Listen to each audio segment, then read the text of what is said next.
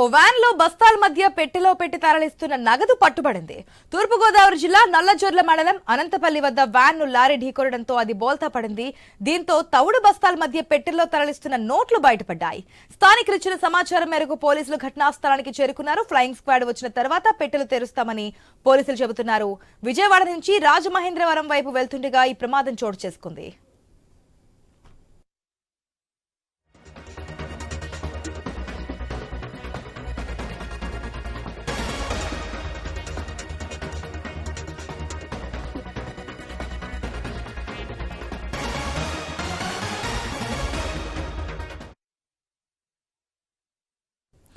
ఓ van లో బస్తాల మధ్య పెట్టెలో పెట్టి తరలిస్తున్న నగదు పట్టుబడింది.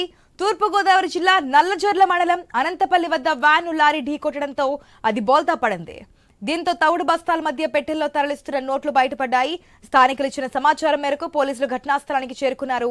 ఫ్లయింగ్ స్క్వాడ్ వచ్చిన తర్వాత పెట్టెలు తెరుస్తామని పోలీసులు చెబుతున్నారు. విజయవాడ నుంచి రాజమహేంద్రవరం వైపు వెళ్తుండగా ఈ ప్రమాదం జరిగింది. మనం ఐ న్యూస్ స్క్రీన్ లో కూడా క్లియర్ గా చూస్తున్నాం. ఏదైతే ప్రమాదం జరిగినటువంటి పరిస్థితుల్లో ఆటో బోల్తా పడినటువంటి దృశ్యాలు, ఆటోలో ఉన్నటువంటి పెట్టెలను తరలిస్తున్నటువంటి దృశ్యాలు కూడా ఐ న్యూస్ స్క్రీన్ లో మనం ఎక్స్క్లూజివ్ గా చూస్తున్నాం. దీనికి సంబంధించి మరిన్ని అప్డేట్స్ మా ప్రతినిధి భార్గవ్ ద్వారా తెలుసుకుందాం. రైట్ భార్గవ్, మనం చూస్తున్నాం ఈ రోజు ఈవినింగ్ కి ప్రచారం అయితే క్లోజ్ అవుతుంది. ఇప్పటి నుంచి నగదు పంపిణీకి ఎక్కువగా మొగ్గు చూపుతుంటారు నాయకులు 13వ తేదీ వరకు. కాకపోతే ముందు యాక్సిడెంట్ సంబంధించి మాట్లాడదాం. యాక్సిడెంట్ ఏ విధంగా జరిగింది? ఆ వ్యాన్ డ్రైవ్ చేస్తున్నటువంటి డ్రైవర్ కి ఏమైనా గాయాలు అయ్యాయా? ఈ నగదు ఎవరిదనే విషయాలు ఏమైనా తెలిసాయా? ఇప్పటి వరకు కూడా నగదు ఎవరిదనే విషయం ఇంకా పోలీసులకి తెలియరాలేదు. దీనికి సంబంధించి డ్రైవర్ కూడా ఎవరైతే ఉన్నారో అతను గాయాలతో ఉండడంతో ప్రస్తుతం తాడేపల్లిగూడెం ఆసుపత్రికి తరలించారు. ఇది విజయవాడ నుంచి రాజమండ్రి విశాఖ వైపు వెళ్తున్నటువంటి వాహనంగా కూడా ప్రస్తుతం పోలీసులు గుర్తించడం అయితే జరిగింది.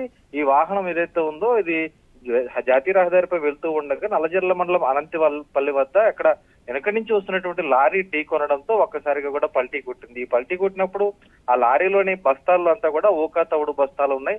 ఆ బస్తాల మధ్య కొన్ని కట్టలుగా కూడా బాక్సులుగా ఉండడంతో ప్రస్తుతం దానికి సంబంధించి సమాచారాన్ని స్థానికులు పోలీసులకు చేరవేయడంతో వారు అక్కడికి చేరుకున్నారు. అయితే వారు ప్రాథమికంగా ఆ బాక్సులన్నింటిలో కూడా డబ్బు కట్టలు ఉన్నాయంటూ కూడా వారు గుర్తించడం జరిగింది. ఆ డబ్బు కట్టలన్నీ కూడా ఏది కూడా బాక్సుల్ని తెరిచేందుకు తమకు అనుమతి లేదు.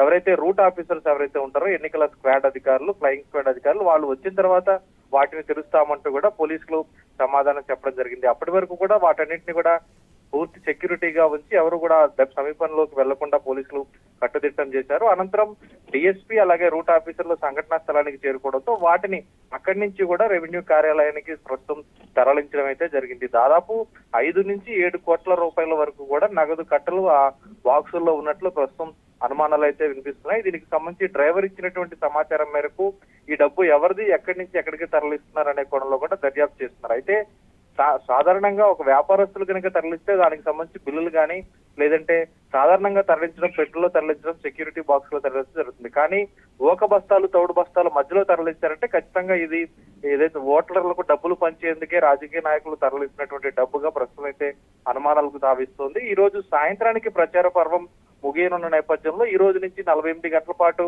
పెద్ద ఎత్తున కూడా ఈ నగదు పంపిణీలు అభ్యర్థులు చేస్తూ ఉంటారు కాబట్టి ఇందులో ఎవరో ఒకరికి సంబంధించిన నగదుగానే ప్రస్తుతం అనుమానాలు తావిస్తుంది. దీనికి సంబంధించి పూర్తి దర్యాప్తు కూడా కొవ్వూరు డిఎస్పీ ఆధ్వర్యంలో కొనసాగిస్తున్నారు. Asha. Right Bhargav, thanks for the update.